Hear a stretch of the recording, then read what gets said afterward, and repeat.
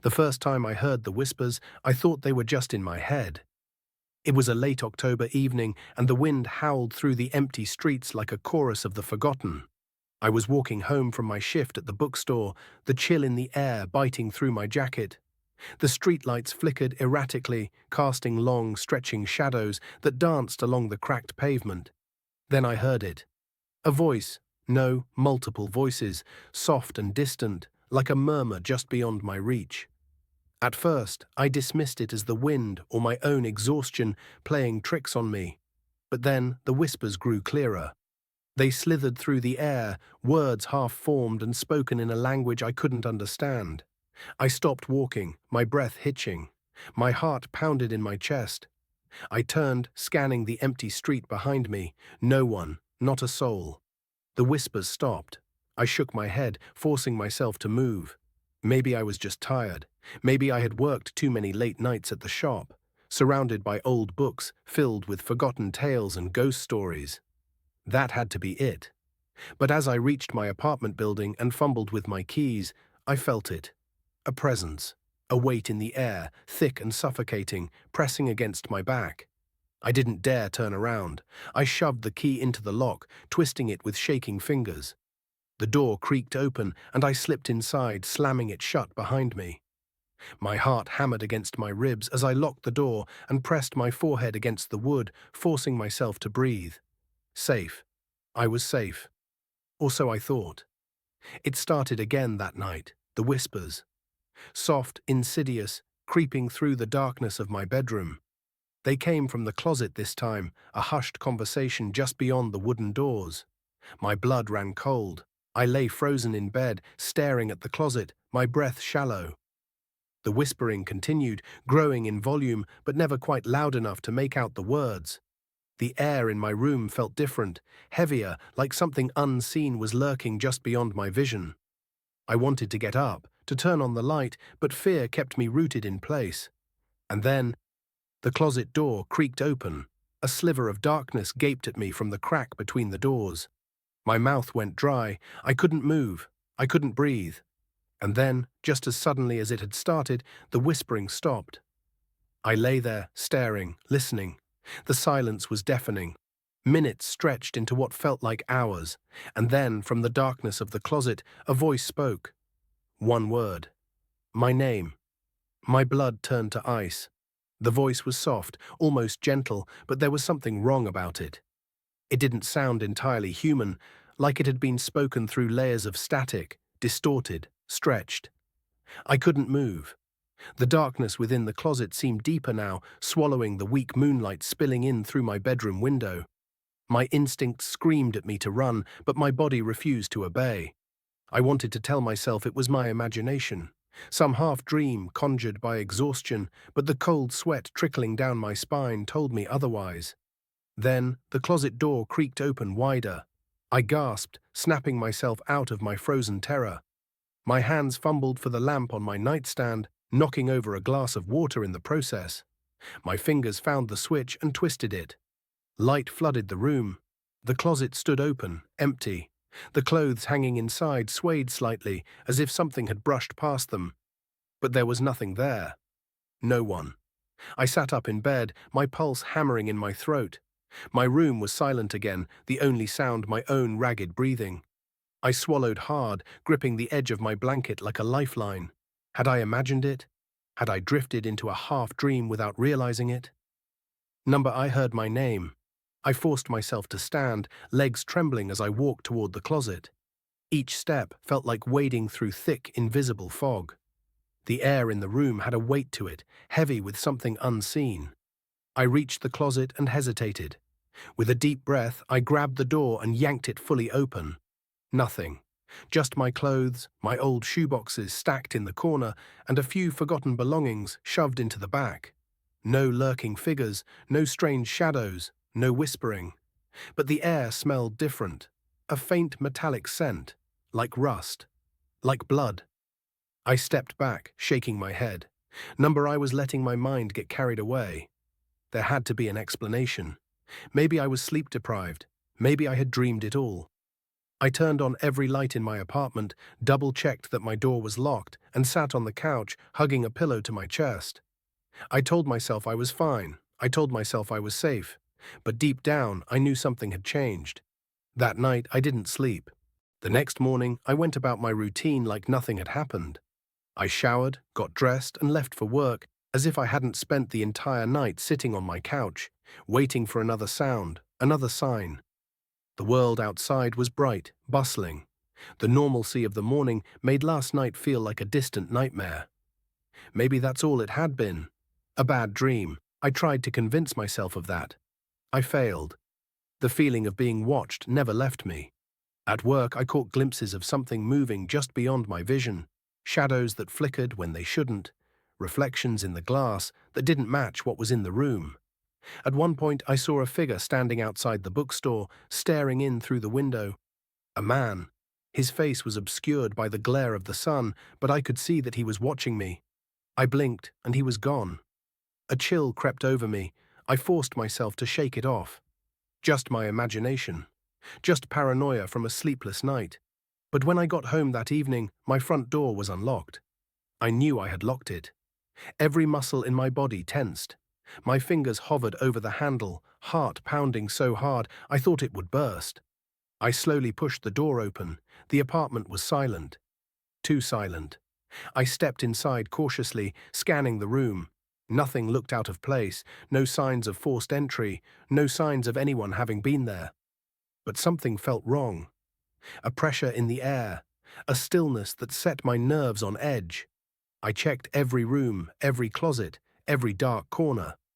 Nothing. But then I saw it. The closet in my bedroom. The door was open, my stomach twisted into knots. I knew I had closed it that morning. The metallic scent from last night returned, stronger this time. Something had been in here, something had never left. And then, just as I reached for the closet door, the whispering started again. Software, insidious. Right behind me. I spun around, the room was empty, but the whispers continued, slithering through the air like invisible tendrils. I couldn't understand the words, but I could feel them. They sank into my skin, crawled beneath my flesh, settled in my bones. My breath came in ragged gasps. I stumbled backward, reaching blindly for my phone. My fingers trembled as I pulled up my contacts. I didn't know who to call. The police? What would I even say? There are whispers in my apartment. They'd think I was losing my mind. Maybe I was. Then the whispering stopped, and the silence that followed was worse, because this time I felt something standing behind me. The air turned ice cold, prickling against my skin.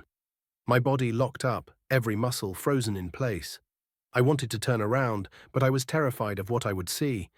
Then slowly, something breathed against my neck. Cold. Wrong. Not human. I bolted. I grabbed my keys, my phone, and ran. Out of my apartment, down the hall, out into the night. I didn't stop until I was blocks away, bent over, gasping for breath. I couldn't go back. Not now. Not alone. Something was in there with me, and it knew my name. I didn't stop running until my legs burned, my breath coming in ragged gasps. The cold night air bit at my skin, but I didn't care. I needed distance, space between me and whatever had been in that apartment. The streets were mostly empty, save for the occasional passing car. Streetlights buzzed, casting dim, flickering halos on the pavement. I had no idea where I was going. I just needed to be away. I pulled out my phone with shaking hands, my mind racing. Who could I call? What would I even say? That my closet was whispering. That something had breathed against my neck. They'd think I was insane. But I knew the truth. I wasn't alone in that apartment. I had never been alone. I found myself outside a 24-hour diner, the neon sign flickering erratically. It wasn't much, but it was bright, and there were people inside. Right now, that was all I needed. I stepped in, the bell above the door jingling softly. The scent of burnt coffee and frying bacon filled the air, a strange contrast to the lingering dread twisting in my gut. A tired-looking waitress glanced up from behind the counter, barely registering me before going back to refilling a customer's coffee. I found a booth in the corner, my back against the wall, where I could see the whole room. I needed to think. My mind replayed the night's events in gruesome detail. The whispering, the closet door opening on its own, the feeling of something standing behind me. I squeezed my eyes shut. There had to be a rational explanation: sleep deprivation, stress, a trick of the mind. But then I remembered the whisper speaking my name, and the cold breath against my skin. No trick of the mind could do that. A waitress approached, breaking me from my spiraling thoughts. "You okay, hun?" she asked, her voice thick with disinterest. I nodded quickly, even though my hands were still shaking. "Just coffee, please." She scribbled on a notepad and walked away, leaving me alone with my thoughts again. I pulled out my phone and hovered over my contacts. I didn't have many close friends. Moving to a new city had left me mostly isolated. I hesitated, and then, without really thinking, I called Liam. Liam and I weren't exactly best friends, but he was a co-worker. We'd hung out a few times after shifts, had drinks together, talked about life. He was normal, grounded. Right now, I needed someone normal. The phone rang, once, twice, a third time, and then, "Dude, it's 2 in the morning." Liam's groggy voice came through the speaker, laced with irritation. I swallowed. "Liam, I need help." There was a pause. Then his voice sharpened, more awake. "What's going on?" I glanced around the diner, my paranoia making me feel like something was watching even now. I lowered my voice. "I can't go back to my apartment," I said, voice shaking. "Something's wrong." "Wrong how?" I hesitated. If I told him the truth, he'd think I was crazy. So I lied. "I think someone broke in," I said. I heard noises, and my door was unlocked when I got home. I don't feel safe there." That part wasn't a lie. Liam exhaled.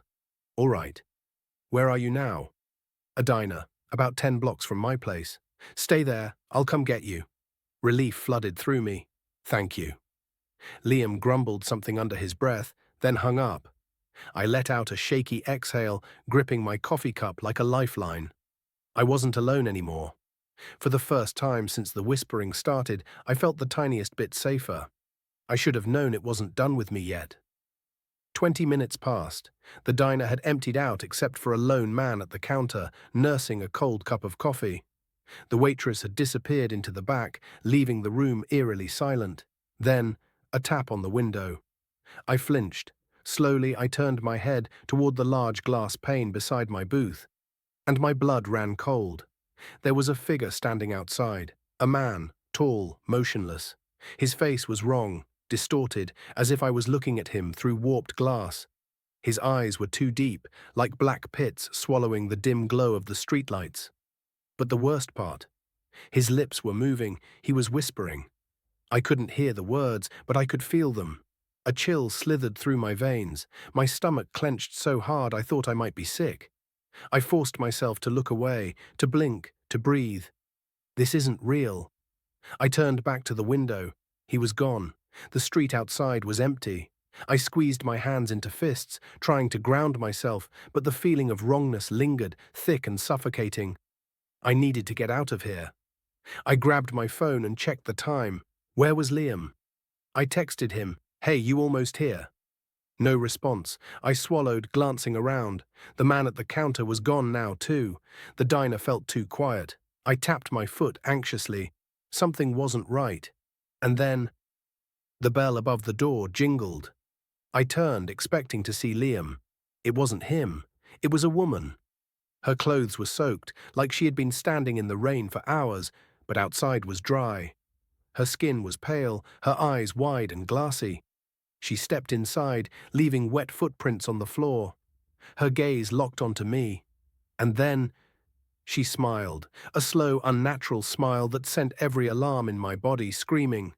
She took a step toward me. I couldn't move, couldn't breathe.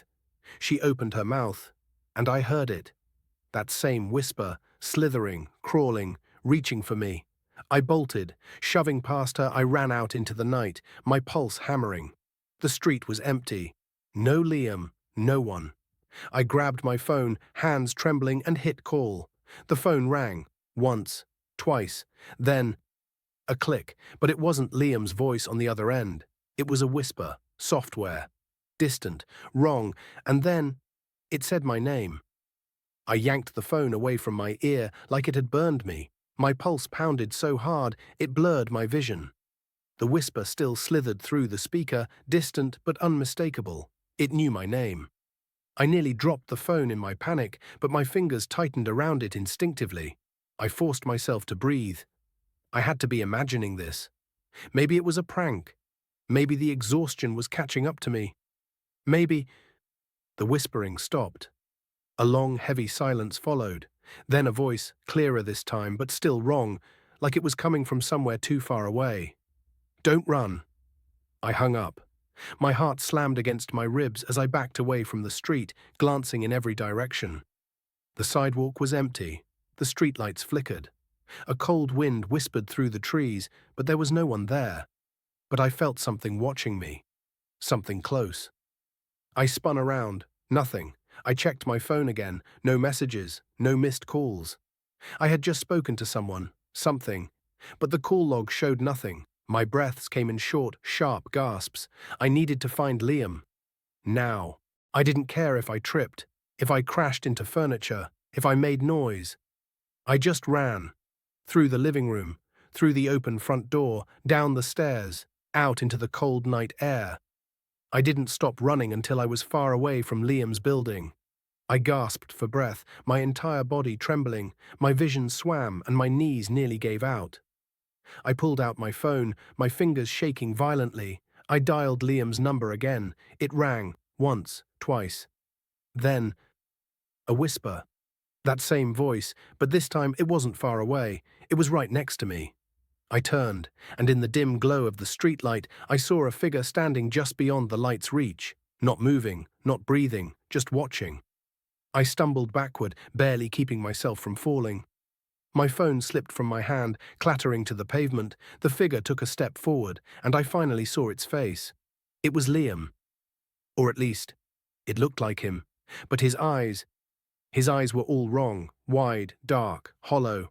A slow smile crept across his lips, too wide, too unnatural.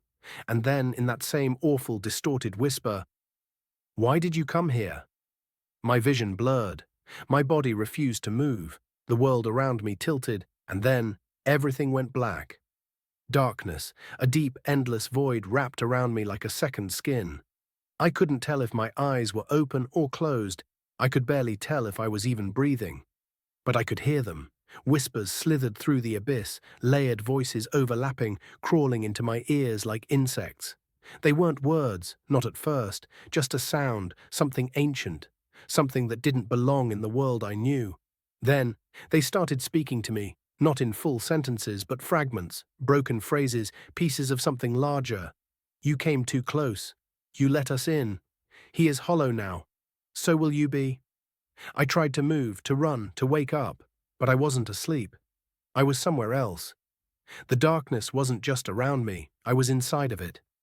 A faint flicker of light pulsed ahead, like a candle in the distance. It wasn't warm, it wasn't safe. But it was the only thing in the void. I didn't want to go toward it, but I had no choice. Something pulled me forward. Not by force, not by hands, just an absence of options. My body drifted toward the dim glow, my feet not touching the ground, my breath frozen in my chest. And then I saw him. Liam. He stood in the light, but something was wrong. His back was to me, his posture rigid. His clothes were the same, but his body looked emptied, hollow. The light pulsed again, and I saw them, figures standing in the dark beyond him, dozens of them. Their faces weren't clear, but their eyes were. Deep. Hollow. Watching. I opened my mouth to speak, to call out, to scream, to beg. But the moment I made a sound, Liam moved, slowly, mechanically. His head twisted toward me, but his body did not. A low, wet crack echoed through the void as his neck bent at an impossible angle, his face now visible, his eyes, black pits, endless, starving. His mouth curled into a smile, wide and unnatural, and then, in that voice, that awful, warped whisper, he spoke, "You don't belong here." The darkness collapsed. I woke up gasping. My lungs burned, my vision swam, and I was lying on something cold and wet.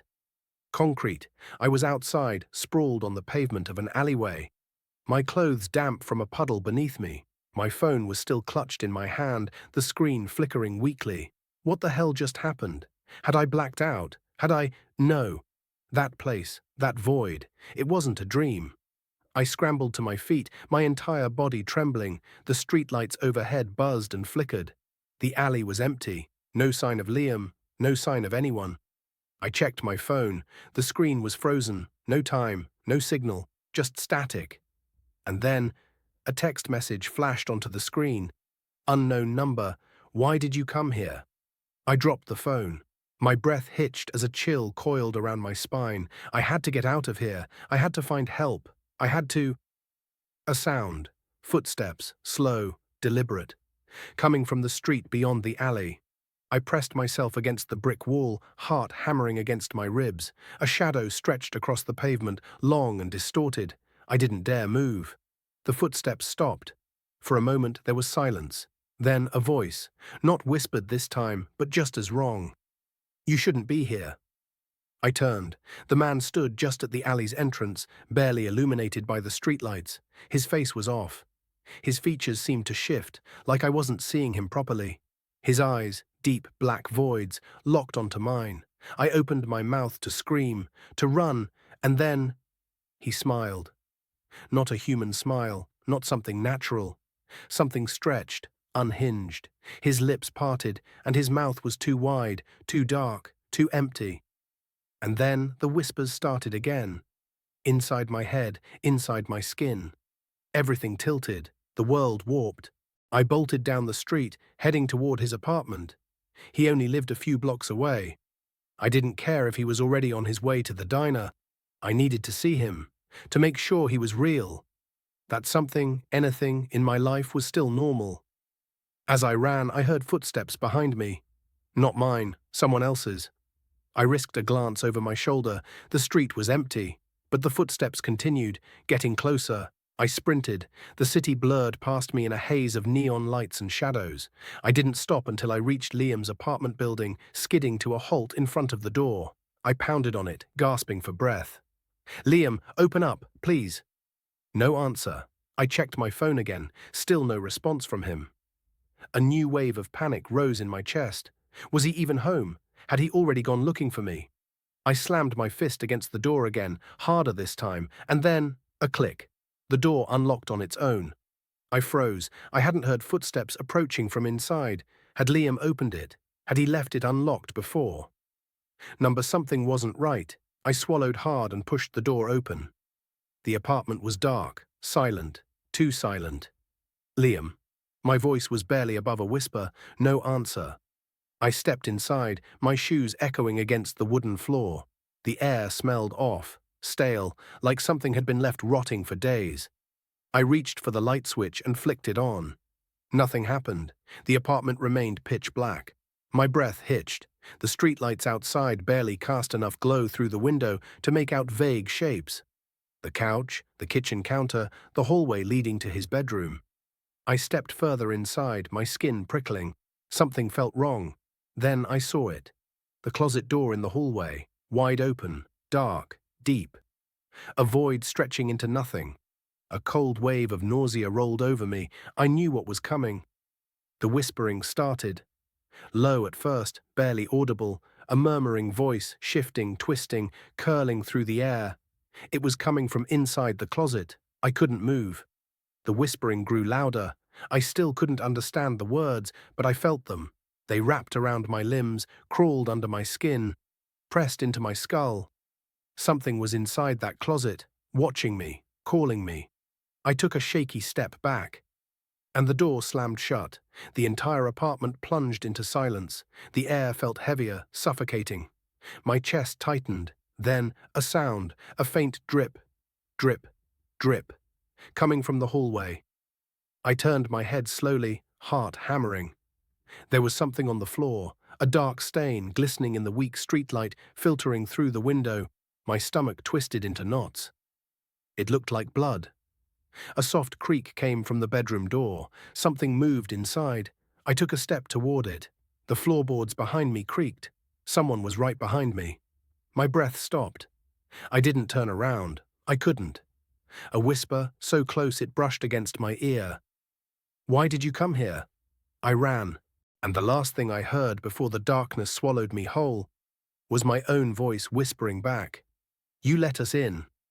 I awoke to silence, not normal silence, the kind where the world was merely quiet. This silence was absolute, like all sound had been erased. I tried to move, but my body felt sluggish, disconnected. My limbs were heavy, my skin cold, the air was thick, pressing against me, suffocating in a way that wasn't physical, but wrong. I was no longer in the alley. I wasn't even sure I was in the real world anymore. The darkness around me was so absolute that I couldn't tell if my eyes were open or shut. There were no walls, no ceiling, no floor that I could see, but I knew I was somewhere. Then a sound. A single faint tap, like a fingernail against glass. I swallowed hard, trying to find my voice. "Hello?" Silence. Another tap. Closer this time. I forced myself to stand, my legs shaking beneath me. My breath came in sharp gasps as I turned blindly in the void, searching for anything, any sign of where I was. And then, without warning, a light flickered on. Diamond Soy's cold. A sickly, flickering fluorescent bulb hanging far above me. It illuminated only a small space, leaving the rest of the void untouched. And in the weak glow, I saw the mirror. It stood a few feet ahead of me, tall and cracked down the center. The surface was dull, warped, reflecting the room in a way that didn't feel right. But that wasn't the worst part. The worst part was what stood inside it. It was me. But it wasn't. My reflection was off. It twitched in ways I didn't. Its head tilted at the wrong angles, its mouth slightly open as though whispering something to itself. I took a slow, shaky step forward. The reflection didn't move. I swallowed, my throat dry. My voice was barely a breath. "Who are you?" A long pause. Then, it moved. Not normally. Not like a reflection should. It leaned closer, pressing its face to the glass, its mouth opened wider, and for the first time, it smiled. A slow, stretched grin that didn't belong on my face. Tap. I flinched. The sound had come from the mirror, from inside it. A single pale hand pressed against the glass, then another. And then, it started pushing. A low, deep crack splintered through the mirror. The reflection pressed harder, its grin stretching wider, its black eyes locked onto mine. The glass began to bulge outward, like it was trying to climb through. Number I stumbled back, my breath hitched. The cracks in the glass deepened, webbing out across the surface like veins. The reflection laughed, not out loud. Inside my head, I turned to run and slammed into something solid, a wall, another mirror.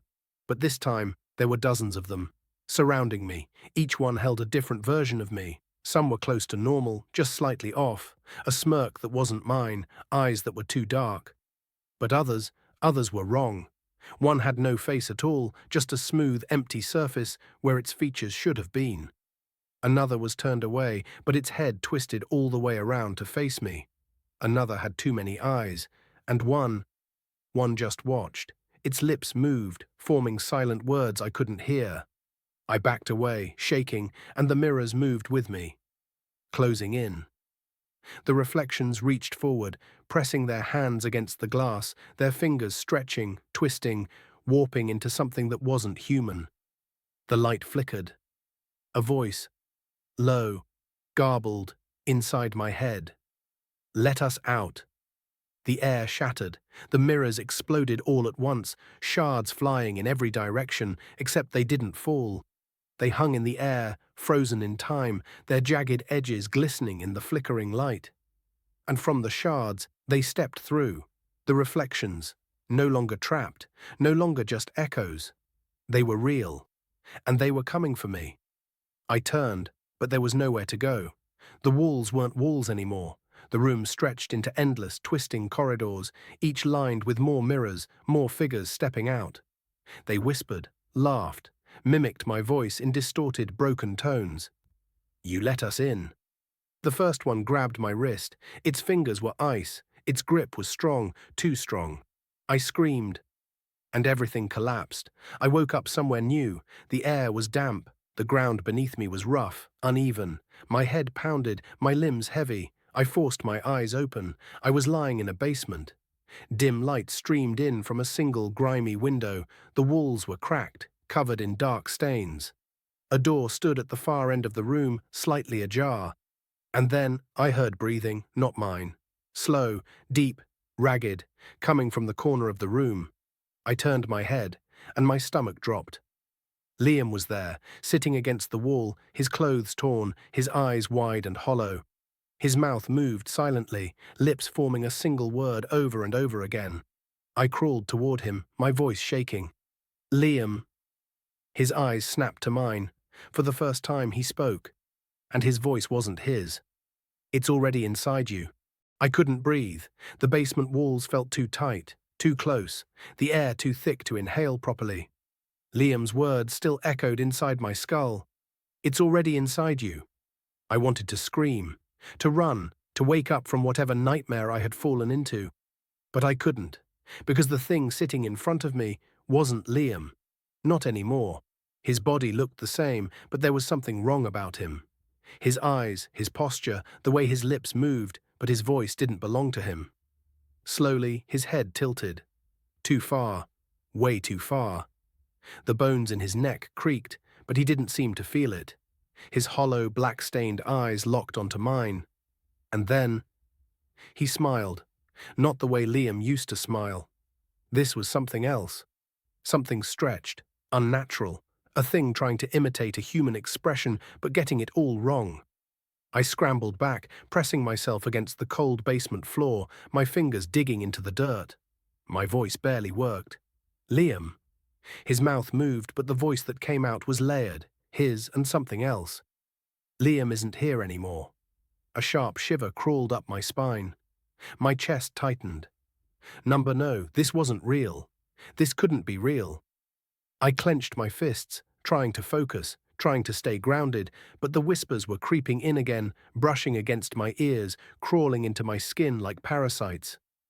Liam, or the thing wearing him, pressed his palms flat against the ground. His fingers twitched, curling and uncurling like he was getting used to them. Like a puppet adjusting to its strings. Then slowly he stood. I didn't move. I couldn't move. Something about the way he rose, jerky, broken, unnatural, paralyzed me. My body refused to listen to my brain. He took one step forward. I gasped, finally managing to shift backward. My whole body screamed at me to run, but I wasn't fast enough. He lunged. His hands grabbed my wrists in an instant, fingers too cold, too strong. I tried to scream, but the moment his skin touched mine, a sudden suffocating wave of nothingness crashed through my mind. My vision fractured. I wasn't in the basement anymore. I was somewhere else. The house. I recognized it immediately. That place from my dreams. The one that wasn't really a dream. A long, endless hallway stretched in front of me, the air thick with dust and decay. The wallpaper peeled in long, curling strips, and the floor creaked under my feet, even though I wasn't walking. I wasn't in control of my body anymore. I was moving forward. Something was pulling me. I tried to fight it, to stop, to turn around, but I couldn't. The door at the end of the hall was waiting. It pulsed like a heartbeat, its wood shifting as if something was breathing inside it. I didn't want to go near it. But I had no choice. Step by step, I was being dragged closer. I tried to scream. Nothing came out. I tried to close my eyes. They wouldn't shut. And then, the whispers started again. Low. Familiar. You let us in. My heartbeat pounded against my ribs, my hands trembling at my sides. The door was inches away now. It shuddered, the wood groaning, and it opened. Just a crack, just enough for me to see. Something waiting inside. A shadow, a shape, a thing with no face but too many eyes. I wanted to run. I wanted to wake up. But instead, the door swung open, and the darkness inside swallowed me whole. I was back in the basement, back in my body. The cold sweat on my skin was real, the ache in my limbs, the pounding in my head, all real. But Liam was gone. I blinked, my breathing ragged, my vision still adjusting. The basement was empty. No Liam, no whispers. Nothing. Had I imagined it? Had I... A hand grabbed my ankle. I screamed, kicking wildly, scrambling backward until my spine hit the basement wall, and then I saw it, saw him. Liam was still there, but he was wrong.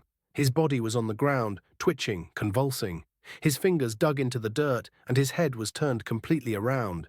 And yet, his lips were still moving, muttering, chanting. I clamped my hands over my ears, but it didn't help, because the voice wasn't coming from his mouth, it was coming from inside my head. "You let us in." I lost it. I scrambled to my feet, my chest heaving, my vision tunneling as I bolted for the door. I didn't care where it led. I didn't care if it was another trap. I just needed to get out. I reached the door, yanking it open, sprinting into the hallway beyond. And then I stopped. Because the hallway wasn't a hallway anymore. It was the house. The endless, twisting, decayed house from my nightmares. The one with the whispers. The one with the door. And at the end of the hall, the door was waiting. This time it was already open, and something inside was waiting for me. I stood in the middle of the woods, my breath unsteady, my mind fractured. Liam's words echoed inside my skull. "You let it in." No, that wasn't possible. I had escaped the house. I had fought my way out, hadn't I? But deep down, I already knew the truth. The whispers hadn't stopped. They had simply grown quieter, lurking, watching, waiting. Liam shifted uncomfortably, his gaze locked onto me, like he was expecting me to break apart at any second. I swallowed hard. "What do you mean I let it in?" He didn't answer immediately, his shoulders tensed, his jaw tightening. "You saw the mirrors, didn't you?" His voice was low, almost a whisper. "The reflections." I nodded. My stomach twisted at the memory. The thing in the glass, the way it had smiled, the way it had crawled up. Liam exhaled slowly. "One of them got out." I felt cold. "That's not possible," I whispered. I'm still me." Liam's eyes darkened. "Are you?" Something about the way he said it made my chest tighten. "You don't feel it, do you?" His voice was careful now, calculated. "The difference." I opened my mouth to argue, to tell him I was fine. But then I felt it. A flicker of something, a shift deep inside me, like a door opening, like something waking up. My breath hitched. I had fought too hard. I had escaped. Hadn't I? I clenched my fists, shaking my head. "You're wrong." Liam didn't move. His expression remained unreadable. But then his eyes flicked past me. I felt it before I saw it. A ripple in the air, a shift in the shadows, and then a voice. "No, he's not." I turned slowly. Something was standing in the trees. Tall. Wrong. At first it looked like a shadow, a shape without form, blending into the darkness between the trees. Then it stepped forward. And I understood. It was me. Not just a reflection, not just an imitation. Me. Every detail, every scar, every subtle movement, except its eyes. They were hollow, empty voids that swallowed the light. A perfect copy. Liam inhaled sharply, stepping backward. "You shouldn't be able to see it." I couldn't breathe. My body locked in place. It smiled. "We are the same now." The words slithered into my ears, curling around my spine. The thing took another step forward, and another. Its movements were smooth, effortless, like it belonged here more than I did. I stumbled back, shaking my head.